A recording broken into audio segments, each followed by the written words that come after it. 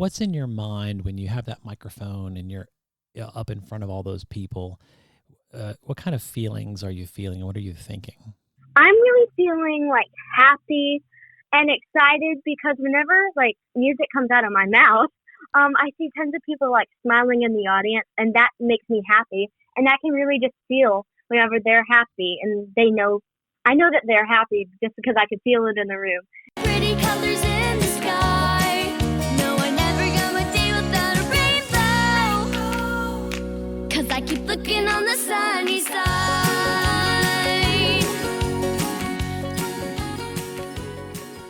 Hello, everyone, and welcome to Living in the Limelight. I'm your host, Jay Huller. As a quick reminder, please follow us on Instagram at Living in the Limelight Show, and check out our website at livinginthelimelight.com.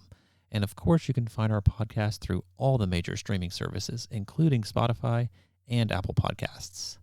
Each week, we feature a conversation with a different artist where we delve into what makes them tick, and sometimes we get pro tips on pursuing a career as an artist.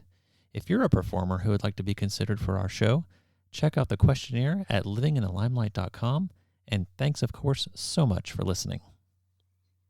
Emma Charles Townsend is a 10-year-old country music singer and a huge Dolly Parton fan. She began singing during the pandemic in Pigeon Forge, Tennessee at age 7, and was part of the 1% of performers in the world at that time actually getting a paycheck. In 2021, she began working at Dollywood during the Christmas season as a youth performer.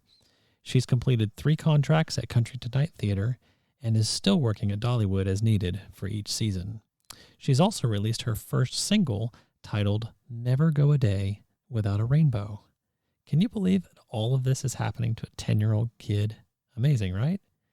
Let's welcome Emma Charles to Living in the Limelight. Hello. Hello. This must be Emma Charles. Am I right? Yes. Oh, my goodness. It's so awesome to talk to you. How was your day today? It was really good. How about you? I had a super day. We had some rain here in Georgia. How's your weather? Same. You live in the mountains, right? Well, we live there like part-time, Okay. but we live in a camper and in Pigeon Forge, but we're down in Georgia right now, actually. Really? Oh, so you get to move around a little bit. That's kind of neat. Mm-hmm. So cool. It's kind of like taking the show on the road. I wanted to ask you right away. So are you kind of the kind of kid that when something comes on the radio, no matter kind of like what it is, are you trying to sing along with it? Do you feel like you just have to sing all the time? Yes, definitely. I get that feeling. Go ahead. What would be your go-to if it hey Mom, put that station on or put that that music on? What's your favorite genre of music? Definitely country music, but if I had to choose a singer, it would definitely be all Dolly Parton. All Dolly Parton 24/7 the whole day long? Working 9 to 5. I think you're the first person to sing on the podcast. Well, that's amazing. Yes, I know that song so well because that was a song that came out in my generation back in the day. I'm so glad to hear that classic is still alive. So what is it about Dolly Parton? Because she has billions of fans and followers, but what do you see as the special thing? Because you said her name without even thinking about it. It's kind of part of you. What's so special about Dolly Parton? I just love her because she's just so sweet, and she's such a great singer, and whenever I think of a sweet person, she's the first person that pops in my mind, honestly. Oh, really? So have you seen her be sweet on TV or hear her do interviews, or where is it that you're thinking that you have? Actually, at Dollywood, she came one time for a parade, and she actually came to the family show, to one of the family shows, and she went on stage and she acted she sounded like she was just so sweet of a person. And she's so tiny. She's like a fairy. She's about my height. I have noticed that she is, I'd say tiny but mighty, right? Because she just brings her personality to the show. And so that's kind of neat. So you were pretty close to her and you heard her talk and you kind of just she was your idol and she was right there in front of you and you're soaking it all up. I know. I was in the same room with her. And another reason why I love her is because she opened the Imagination Library for kids that couldn't afford books because she thinks that all kids deserve to have opportunity to read because her father couldn't read. I did not know that. So where is this library? It's actually in Dollywood. Okay. Or near Dollywood, somewhere in Pigeon Forge. It's like all over the nation, I'm pretty sure. Okay, so it's like it was established there maybe and then kind of expanded the concept. Really cool. I'll have to Yeah, they also send books to kids too. Like they send them. Oh, And really? you can also them. Okay, and do you like to read? Yes, I really like it. I actually have one of her books right on my shelf. And it's What's it about?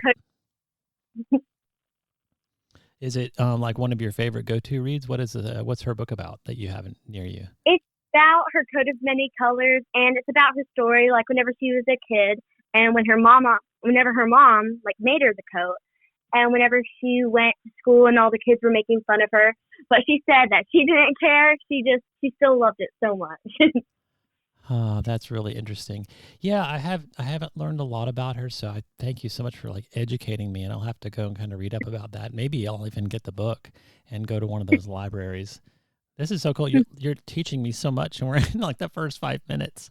That's so neat. Well, I want to talk about your singing and like what sort of got you really, really wanting to sing. Because like that's why I asked you the question about like in the car and stuff, singing all the time. Was there a moment maybe, I know you're like, are you 10, 9 right now, right? How old are you? I'm 10 years old. You're 10. Okay. So maybe, I don't know, were you 5 or 4 when you really started thinking about it and you're like, I think I can do this for a long time. Do you remember a time when you just sort of like committed a little bit to singing? I really sang before I could talk. Like whenever I was in my mom's car, she would always like turn on like country or gospel music, and I would always hum. And then one day my Gigi came in the car, and she heard me humming, and then she told my mom. She said, "Emma Charles is humming on pitch." And then my mom said, "I never really noticed." So then whenever I was 2 years old, she taught me my first song, Michael Jackson's "Ben." Okay, hold on a minute. 2 years old, you were singing a Michael Jackson song on pitch? Yes. That seems out of this world and very prophetic, I would say, for like, saying what you were going to do. And it was your Gigi told you this? Yes, she taught me it. That was my first time I really learned. Okay. Did she have a music background? She used to sing whenever she was a little bit younger, but she doesn't sing that much anymore. Okay, but she heard it and she's like, "Oh, this girl sounds good." Yes. Oh, that's so cool. So you sang that song, kind of got that song down, and would you say you were hooked at that moment and you have like been 100% doing music? Well, not 100% because you're a kid, but like really, really thinking about it a lot. Has it been a big part of your life since that time? I used to do tons of like youth chorale, which is really fun, and you go in there and sing, and it's so much fun. Tell me a little bit about that. Is that a thing you choose to do, or did you audition to do that, or? No, you get to like choose to do it, and what you do is you go to like a church place, and it later, like once you learn songs, you actually like sing for people, and that's probably my favorite part about it. Okay, and what is it about singing? I talk to a lot of singers on this show, and I always like to want to know in their brains when you're on stage, because we're going to talk about a couple of the places that you like, you've done some gigs at, you've been singing a lot, but what's in your mind when you have that microphone and you're up in front of all those people? What kind of feelings are you feeling? What are you thinking? I'm really feeling like happy and excited because whenever like music comes out of my mouth, I see tons of people like smiling in the audience, and that makes me happy. And I can really just feel whenever they're happy, and I know that they're happy just because I can feel it in the room. And also, whenever I sing, I feel happy and close to God. I love that so much. So you would prefer Like if I gave you two places to sing and I said, here, this place is going to be a big auditorium and we'll have all the lights on you and the audience will be dark. So, you won't be distracted or anything. That's the one kind of like place. And then the other place would be like maybe a little smaller, but the lights would be turned up a little bit and you could see the faces of the people from the stage. Yeah, I would really like that. I think that would be my favorite. That is so I'd rather interesting. fall and be able to like see everyone because I just love seeing the people's faces, see them smiling, and I just think that's my favorite part. Is that really encouraging for you? Because if they're smiling and clapping and singing along, does it motivate you and keep you going? Yes, like whenever I'm feeling down and I see their faces, I'm like, I love this so much. Oh, that is so sweet. Yeah, I talked to a friend of mine the other day. He plays drums for a living. He's a professional drummer, and he said just the same thing. And even from behind the drums, he looks around like when he's playing to kind of see what the people are doing. And I never really put that together because like when I watch you or I watch another singer sing from the seat, I'm just listening to music and watching you do your thing. And it's hard for me to imagine that you actually, as the singer, want to like connect with me, Yes. which makes it a super special thing. And I hope that people who listen to this podcast realize that that's the magic. Like that's the way that the artist, which is you, and the fan, which is me, that's the way we can connect in that moment, right? And another thing I try to do is like whenever I connect to everyone, I try to connect to everyone. So everyone, like I can just know how they're feeling, and I just think that's so much fun. I can absolutely see that. So let's talk kind of a little bit about that. I read in your notes that you have done some work at the Country Tonite Theater, which is I think a pretty big stage. Actually, I saw a picture of it, and I've been to Pigeon Forge a couple times, but I haven't been to that venue. What's it like to be on that stage? How did you get? I guess we'll start with how did you get that job, and what is it like to work there? Well, actually, one of my mom's friends, she actually lives in Pigeon Forge, in Tennessee, and she told that they were having auditions, and she called my mom and said, I think she'd be perfect for this. So then my mom, she contacted the director, and then she sent in a video, and they said that they'd love to see me tomorrow. So Tomorrow? Yes, the next day we drove up through a tornado. And then right whenever we got up there, they hired me on the spot.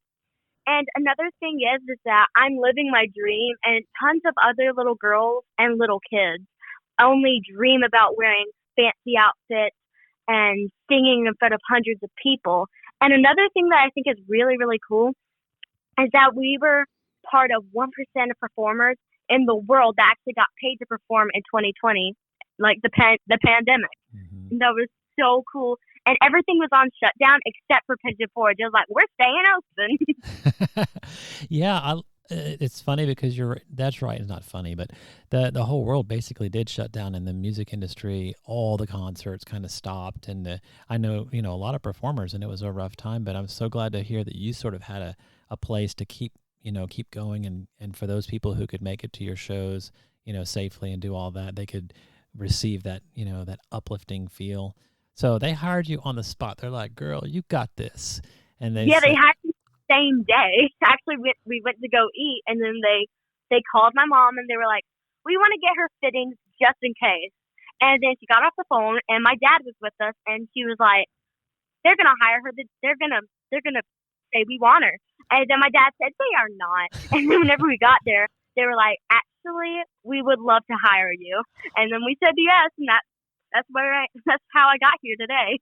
Oh my gosh. No, is that something that your mom and dad talk about now? And your mom's like, well, see, I told you so. I bet. That's so funny.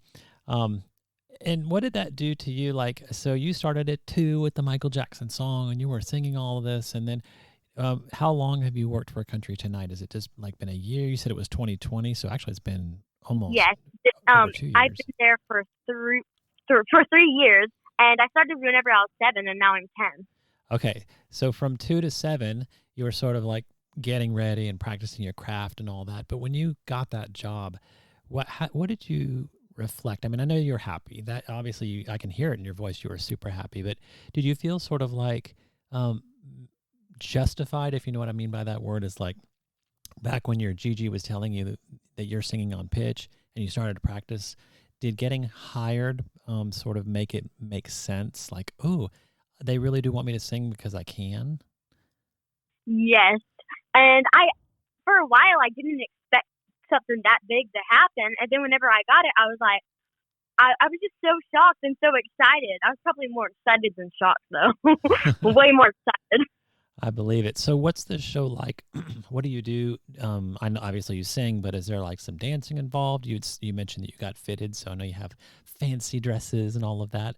But Yes. what can you describe the show a little bit? So if someone wants to come see it at some point, they can. Yes. And it's about 2 hours. And we do a little bit of dancing. Especially my first year, we did a ton of dancing. And that was really cool. And then we sing like country songs. Because since it's called Country Tonite, like we mainly just sing country songs. Mm-hmm. And every now and then we'll sing a few like country pop, like that. Uh-huh. Okay, so is it pretty much all songs there are a lot of kids in the group, or is it just a couple of kids? Only two. There's a little girl and a boy, but then there's actually two of the little girls and then one of the little boys. And there's also comedy in the show too, which is definitely one of my favorite parts because the guy Mr. Chan Molinak, he plays like Bubba, like the characters' name are Bubba, me, and Papa, and they're so funny. I love those characters so much. Oh my goodness. So kind of tell me, like, so you go on the stage and you do some singing and then you go off the stage. Is it like a lot of on and off for you? Are you literally like, and are you constantly practicing the songs from the show just to kind of make sure you have them? Or are they just fun songs and you like them anyway? No, but some of the songs I do learn because they're just so much fun. I love listening to them. Well, that sounds really neat. And it's so awesome to have like, a place where you can go and it's kind of regular and people are paying paying for the tickets to go see you. And gosh, you're only 10 years old. That's amazing. Okay. So, similar to that, you have done some work at Dollywood also, right? Yes. So how did that happen? So my mom was like scrolling on Facebook one time and then she saw that Dollywood was hiring kids and then she was like, "Hey, Emma Charles, do you want to work at Dollywood or audition for Dollywood?" And I said, "Of course I do. That's one of the reasons why I came up here, to maybe get an audition for Dollywood." And then I auditioned, and then one day my mom got a call and she answered, and they said, "This is Dollywood, and we would love for Emma Charles to be in the show called 'Twas the Night Before Christmas and play Gracie Baxter," and she's actually the main character. And whenever I heard that, I was so excited. I was jumping like every moment. I just couldn't believe it. I was just so excited. Oh my goodness. So you got the phone call and then how many, like, was it a lot of months before you were going to go, or were they kind of hiring people very close and you didn't have much time? I mean, I know you drove up that one day to do the Country Tonite and you got hired on the spot. Was this a quick thing or did you have a little time to get used to it? I had a little bit of time, but they probably called my mom about a couple of days later, and then rehearsal started around the middle of October, and they probably let us know at like the end of September, I think, around that time. Okay. And what's that stage like compared to the Country Tonite Theater? How are they similar and different? It's the Pine Theater, which is at Dollywood. That one's just a little bit smaller, but it's still so much fun to go up there. And they have like tons of like props that you get to use, which is one of my favorite parts, like handling the props and doing stuff like that. And they have this like house that like whenever their show starts, you see the front of the house, and then during like after like the opener, it turns around and it's a whole house inside, and it's just so cool. So similar to kind of like a dollhouse concept, like where you see the front, but inside has all the furniture and everything. Yeah, actually, before I was in the show, like way before I was in the show, it looked like a dollhouse. They did change it, but it was huge and it looked like exactly like a dollhouse. But it actually didn't turn, so it was just space, like facing the audience. Interesting. So would you call that performance more like a drama, like a play, or is it a Yeah. musical? It probably a mix between that, because it does have music. It has tons of music, but it also has a lot of lines in it too. Do you have a lot of speaking lines, or you just handle like the singing part? Yes. She's actually Gracie Baxter. She's actually the main character, so she does have a good bit of lines. She has a lot of lines, and then a good amount of singing roles too. Okay, so that brings me to my next question. Which part of that do you like better? Do you like doing the acting part and the handling of the props and whatnot, or the straight up singing, or is it too hard to pick? It's really hard to pick, but since I really want to be a country music singer, I think I would have to choose singing just a little bit more. But I also would love to be like an actor too, like a country music singer and actor. I think that'd be so cool to be both. That would be cool to be both. And I wonder if there could be like a special spot for that. You could maybe even create your own show. That'd be cool. Yeah, I know. I mean, you sound creative enough. Now, for music, do you sit down and like write the words? I know that you co-authored the song that's released now, and it's under your name. So, what part of the process of writing that song did you take, and did you like it? Yes, I did. I took a good bit of the process, but actually the guy who helped me write it, his name is Mr. Mike Caldwell. Mm-hmm. He's actually the harmonica player at Country Tonite, and he was also on Loretta Lynn's. He was in her band whenever she was on tour. Oh. But then one day he came to me. He was like, "Do you want to write a song?" And I was like, "Of course I do." And then he grabbed a piece of paper and a pen, and then we started writing down things that I liked. And then we also started writing down some lyrics. And then the next day he came to me with the music, and then I sang it, and that's how Never Go a Day Without a Rainbow came to be.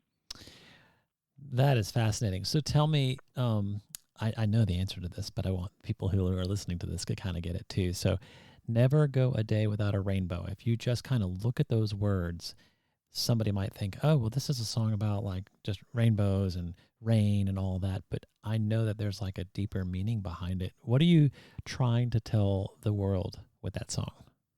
What I'm trying to tell the world is like there's still hope. There's still hope in the world, and that whenever I think of a rainbow, I think of hope, and that Jesus promised and God, they promised that they would never leave us, that they'll always be there for us. So another deep meaning that if you listen close enough, you'll hear that it's talking about like if you ever need help in your life, just to pray and God will fix the problems. That is so neat, and what I love about it, especially, is the positiveness of it. Because I don't know, sometimes maybe you've seen this or not, but if you're listening to just random music, sometimes it's not the greatest thing that they're saying. Right, the messages are not like super nice, and Yeah. For me to hear a 10-year-old, and I talked to another girl just a little while ago, and you'll hear her podcast very soon. She's the same way. She's like, you know what? I feel like we need to bring good things into the world and good messages and inspiration and all of that. And you being 10, like you have like your whole life to bring that to the world. And I think that is just so admirable. I love that you do that. And I hope that your song travels the world and it inspires people to do those things, to like, just Thank you. yeah, just to be good people in the world, because that's what we need. So I want to talk a little bit about balance, because you have described to me a billion different things that even just one would be like a lot for a 10-year-old kid to do, but you do all of them. And I'm hoping to kind of like picture this in my mind of how you can still be a kid, like, have playtime, have some friends over, kind of, do you get to do that? Do you get to kind of like have a regular life besides your professional life? Yes, I do. My mom is super protective to where like I have enough time to be a kid, because I need to have my childhood still, even though I'm performing. But even when I am performing, I know a good amount of theater kids, and they know what it's like, so I can always talk to them. And whenever I'm up in Pigeon Forge, I can have like play dates with them. They can go out to eat. We can have sleepovers. And then whenever I'm down here in Georgia, I actually have like sleepovers with my friends down here, and then I also call them. So I feel like I have a good time being a kid still. Yeah, it sounds like it, and I love that your mom kind of creates that space, and I'm sure it's a release for you too, because I'm sometimes when you're working and things are expected of you, it's kind of hard. Like, there's some expectations. So you got to be here on time. You got to be this, even though it's fun when you're doing it. The getting ready sometimes can be hard, but I love that she like creates that time for you to like just enjoy being your age, because you don't get it back, right? 10 is 10, and then you're going to become 11 and grow up and be 12, and they're going to be 18, and your mom's going to go, "Oh, where's my little girl?" And and she wants you as much as you want to have that special childhood. So I love that. Yeah. That is super amazing. Do you have anything special at wherever you are that you take with you? Like I call them tools of the trade. Do you have like a little notebook that you might write song lyrics that you thought of down, or do you have a small ukulele or any instruments that you can take with you to kind of play a little music? Do you play any instruments? Actually, yes, I play the guitar, and I'm kind of like playing it and learning it. And then tomorrow, actually, I'm gonna be going to my first piano lesson. Okay, well, yeah, and a piano, those are hard to take around, right? So you have to kind of be where one is. But is that what you like to do? You like to surround yourself with things so that when the inspiration strikes, you can write down the music, or how does the process go for you? Actually, sometimes I do have a little notebook. Sometimes whenever I think of stuff, I like write it down, and then later I can like try to see if I can find like some lyrics to it, and then that's how I hope one day I'll be. Because that's kind of like how Dolly Parton is. She can just think of something, and then she'll like clap her hands, and then a song will be born, and it's just like snap, and I'm like, how do you do that? And I'm like, one day maybe I can do that too. I can just write down something and be like, oh. That's so neat. It reminds me a lot of an older girl. She's older than you. I think she's 18, that I interviewed about a month ago. Her name is Ella Kate, so a very similar name to you. And she has dozens of notebooks, and she probably started about the age that you are, writing her ideas. And she goes to those when she wants to find a new song, just to kind of have inspiration. So I think that's super cool, and I would highly recommend you kind of keep doing it, because then you have like a little library. You're creating your own library if you keep doing that, right? Okay, I have this is an out-of-the-box question that was not in my notes, but since you talked so much about Dolly Parton, I would love to see, like, if you had 30 minutes, you had lunch, a 30-minute lunch with Dolly Parton tomorrow. I'd love to know, what would you wear and what would you say? How would it be for you? Ooh, I'd probably wear one of like my best outfits, definitely, because it's Dolly Parton, and I'd try to make my hair a little big like hers, so I can be like, hello. And then what I'd probably tell her is that I love her music, and I love her so much, and that I would love to one day write a song with her, and I think it would be really cool if she wrote a song about me. I think that'd be really, really cool. Hopefully one day I'll get to the point where I'm famous like that, and then she'll make a song about me. That would be amazing. Yeah, and so would you have any questions for her? Like anything that you seem to know a lot about her, so maybe you know everything, but would you love to ask her about certain things in her life, or would it just kind of be about music in general? What would you guys talk I would about? probably like ask her like, how did it feel whenever she like blew up? Because I just want to know how it feels, because I feel like that'd be so cool to know ahead of time, so then you'll be ready for it if it does happen one day. And another thing I'd be doing is I'd be taking pictures with her like crazy. She'd probably be like, why is this girl taking so many pictures with me? Well, of course we got to take pictures and document the moment. Yes, undoubtedly. Yeah, that's a good insight because it I can imagine it's hard for anyone, right? You're doing your thing and you're living your best life and you're trying to be the best person, and then all of a sudden, in some cases, you have all these people that want your attention and all these people that want to buy the music and all these concerts that people want you to play, and you're like, you have a lot of demands on you, right? And Mhm. I think that's a good question for her because she went through that. Like, and you said she, kind of came from humble beginnings with her multicolor coat, and now she's wealthy and she's powerful and all that. And so, what happened during that change, and how was she able to handle it? That's a huge question. And Mhm. yeah, to have like a heads up to know what to prepare for, I think that's super smart. So, um, I'll try to find Dolly Parton. So I'm going to make a mission. I'm going to try to find her and connect with her and see if I can get you guys a lunch date. This is not a promise because I don't know anything about her, but sometimes when things like this happen, I get a little inspired, and you just never know. And I really hope that it comes true for you.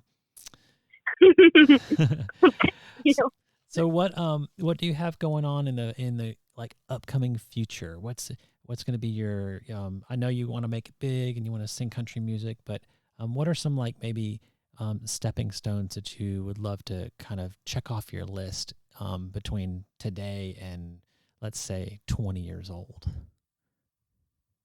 definitely be a country music singer or any Mhm. type of singer, of course. And this year, hopefully, I'll go back to Dollywood a little bit more because I love Dollywood so much. And I really just hope I can meet Dolly Parton and also meet Janelle Author. I really love Janelle Author too Mhm. because she's a great singer. And my favorite song that she sings is WWDD. What would Dolly do? I would love to meet her too and sing a song with her. Uh-huh. And I would have loved to meet Loretta Lynn too and ask her what it's like too because she's another legend Mhm. and she'll always be a legend.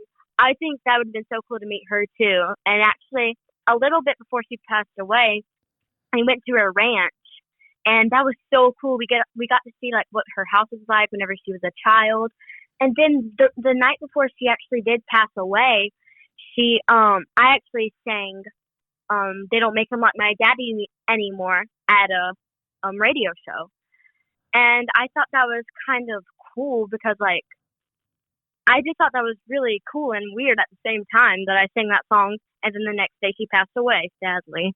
Yeah. So you'd call her Loretta Lynn one of your idols also, like one of your Yes, influences. Very, definitely. yeah, yeah.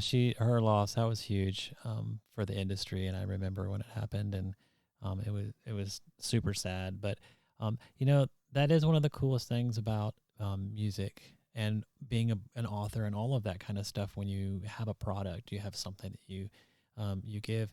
It gives you what's called legacy, right? Because now Loretta Lynn's legacy is the music; it'll live on forever. And Dolly Parton's Mhm. stuff is the same thing. And you've got a song now. It's streaming on all the major services, right? Um, and hopefully down the road you'll have many, many more.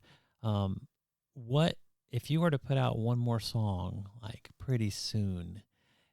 Would it be similar to your "Never Go a Day Without a Rainbow" song, or would you like take a different approach? I would probably make it kind of have the same meaning, but make it just something where you could like understand it a little more, I guess. Like if you didn't really understand it, you would definitely understand it. And something that will make people happy, like if they're down, like if they are just sad about something, I'll just sing it and then they'll be happy. I just think that's one of the most important things about being a singer. It's not about the fame or the fortune. It's about making people happy with your music. Wow. That was a super mature statement right there. And I love it. That's amazing. And I love that the fact that the very first thing you went to when I asked you that question was like, I want it to be a positive song. I want it to be, uplifting. And then whatever the song happens to be about is what it's about, right? But the philosophy or the approach to it is positivity. And that speaks to who you are. And I think that's just a fantastic thing. Well, I know that the listeners would love to kind of like follow your journey and keep up with you. I know you have a website, and I think you're on Instagram. Pretty sure on that. So, do you want to list out if you have the ways that people can follow you, the best ways? Sure. My website is www.emma-charlestownsend.com. And then I have a Facebook, and that's Emma Charles Townsend. Then my Instagram is ec.townsend. And then my TikTok is ec_Townsend. And then my CD and music is on all digital platforms. Wow. You sound like an 18-year-old when you talk about your professional life. It's so uncanny. I love that. But before we go, of all of those those platforms, do you have a favorite? Do you like when you wake up and you want to share a bit of a song or something about your life? Do you hey Mom, let's do a TikTok, or Mom, hey, let's do something for Instagram? What's your your go-to, your favorite platform? I think TikTok, because one of the reasons is because there's tons of funny filters on there, and I love looking at the filters. And also, I feel like tons of people on TikTok could use a little boost of energy and to know that there's kindness in the world and stuff like that. Yeah, I agree with you, and that's a really good platform. It's a very current platform with a lot of with young people going on it, and I think that's a really great one. Well, Emma Charles, it was a super pleasure to meet you, and I can't wait to see what's next for you. Do you promise me that you will keep me in the loop and contact me when big things happen, and then we can have you back on the show sometime? Would that work? Definitely. Fantastic. Well, again, it was lovely to meet you, and I can't wait to visit with you again, and thank you for being on Living in the Limelight. And it was really nice to meet you, too. Thank you. You're quite welcome. All right, have a super evening, okay? Thank you. You too. Okay, bye.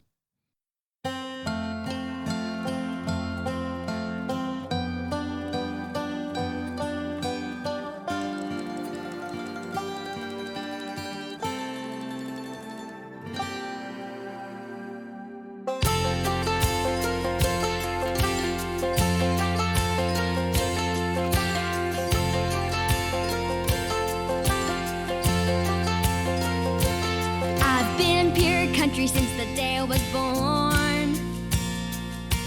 Raised on Dolly Parton, fried chicken, taters, and corn. Humming gospel tunes back before I could talk. Jumping on the stage quick as I could walk.